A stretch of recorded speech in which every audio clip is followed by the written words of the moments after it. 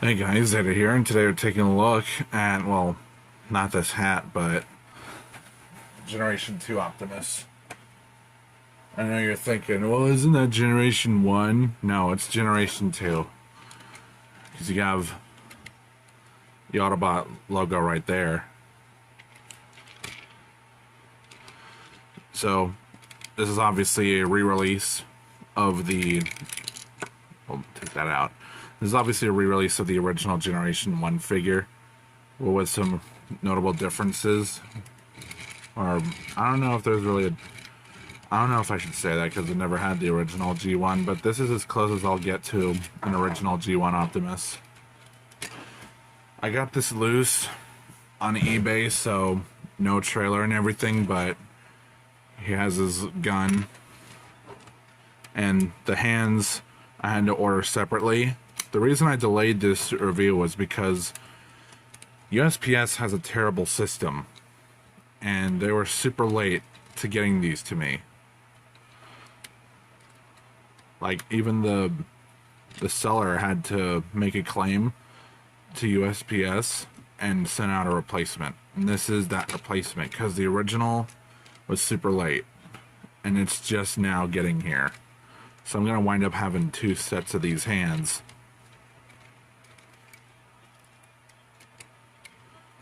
So there's that. And just taking a look at this, obviously the chrome for a 30-year-old figure is going to be worn out. The front cab section here is die-cast metal.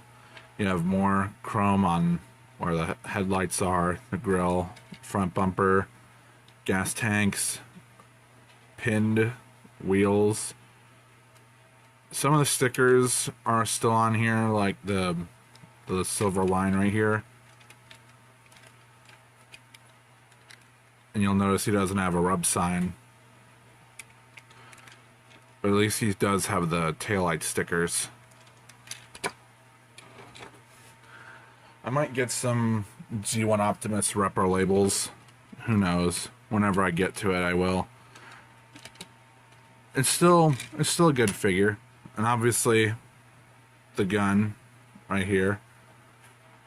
The infamous G1 Optimus gun, where the handle, he should be holding it here, but he holds it here. Which, funny, because 84 or 83, depending on when this is designed. You have nice rubber tires, which I'm surprised are still intact for a 30-year-old figure. He's not perfect, like the feet here are loose. And that's because the feet are die-cast metal too. I'll have to find some way to tighten those. I've been trying to get the screw off, but it's impossible. Like, it's just in there so tight.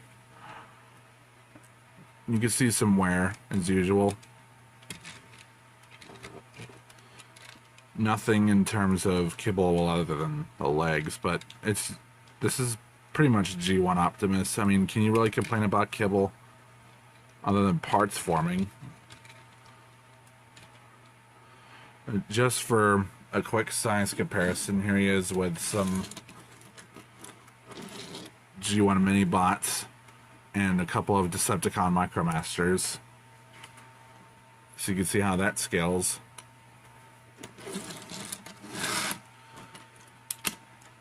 I do have a couple of G2 Go bots. The Optimus I have is not really in the best condition, and neither is this Gearhead. I got both the GoBot Optimus and G2 Gearhead off of from a friend, so they're not in the best condition.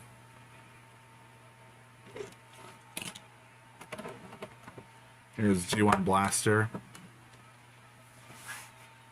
So you can see how that scales, and obviously G1 was very infamous with scale between characters. And here's a couple more Optimus truck modes.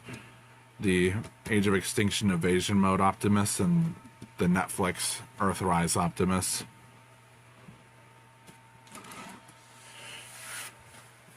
So that's pretty much all there is to it, so let's go ahead and get into the transformation.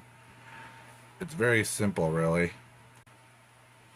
So it's G1 Optimus, so the transformation is very simple. Go ahead and take the hands out. And yeah, these little mini review, these 3D printed hands, they're 3D printed and they were loose at first, but I had to tighten them up with just the tiniest dab of super glue. You got also, quick side note, you got the seats in there for the little Diaclone minifigures, which this doesn't come with. And if you remember those old iGear upgrade kits for this guy, for G1 Optimus specifically, you could fit one of those Matrix of Leadership kits in here. But transformation, you just bring the legs down, flip out the feet, bring this up, swing the elbows out, bring the arms down, bring the head up, and then just peg in the hands. And yes, this is loose, so he's gonna be wobbling.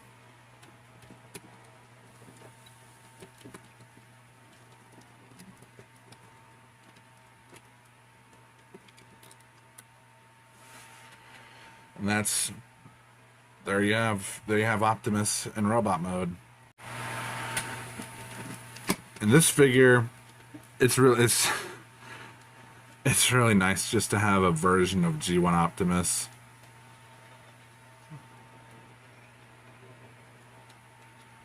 You see the lightly yellow tinted windows,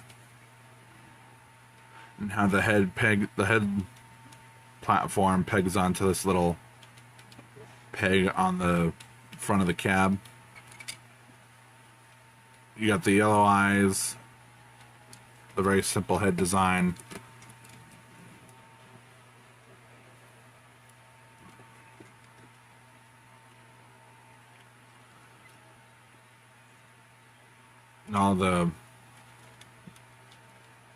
And it's all just iconic, really.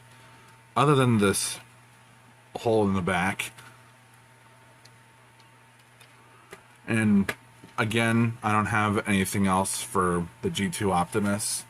Like, some of the stickers are missing, the trailer's missing, roller, missile launchers, anti-aircraft gun and everything, the light and sound pack. But the trailer is essentially just a black repaint of the G1 Optimus trailer.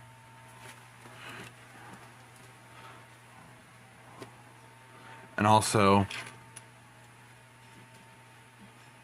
apparently there are also, I think it was from Mechaz Reviews. If I got that wrong, the name wrong, then I'm sorry, but I think it was him or that mentioned that there were some variants of this figure where the blue was either darker or lighter. And you got this G1 gun right here. Bring his arm up, and there ain't no bitch grip with that. So he can hold it just like that.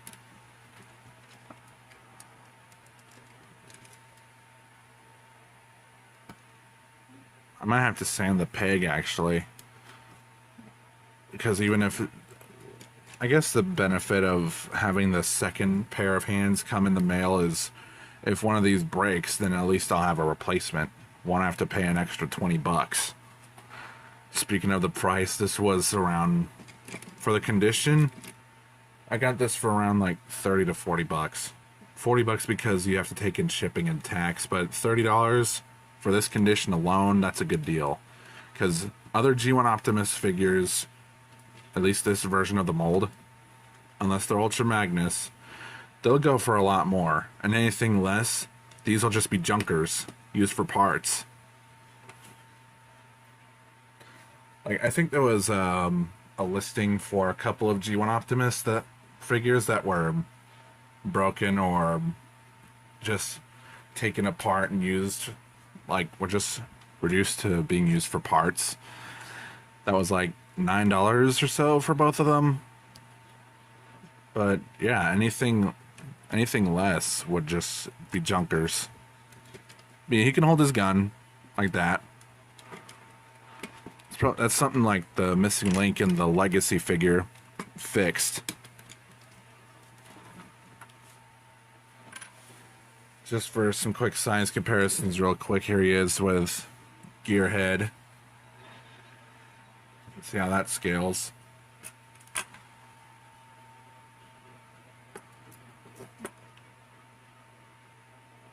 Motorhead and Blackjack right there. The two Micromasters that I have. Here's my other G1 Transformers. Here's Tailgate, Bumblebee, and Blaster. And while Tailgate and Bumblebee are in scale, Blaster is way out of scale. And that's the problem with G1 scale. Like, even... I want to bring this up. Melvor from Game Chasers made a point in one of Billy's vlogs how Hasbro had a chance to start over with trying to make everything scale better, and then they just wound up making the same mistakes and making everything out of scale.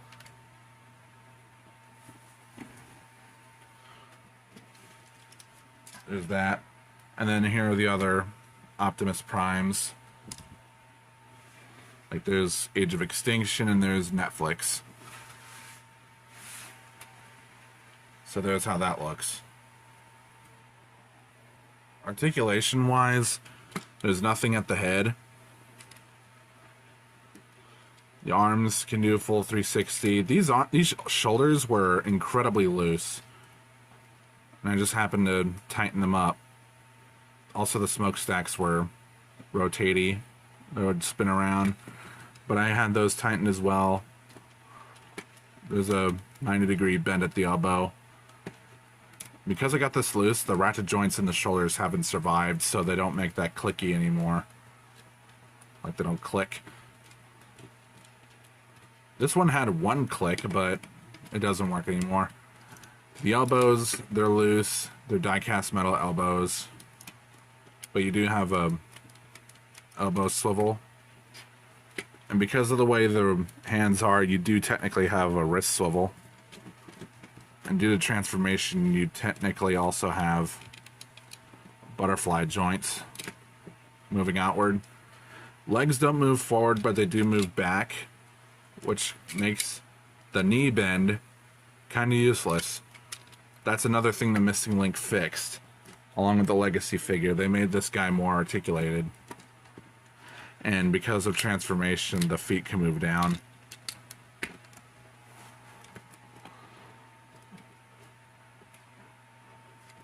So that's...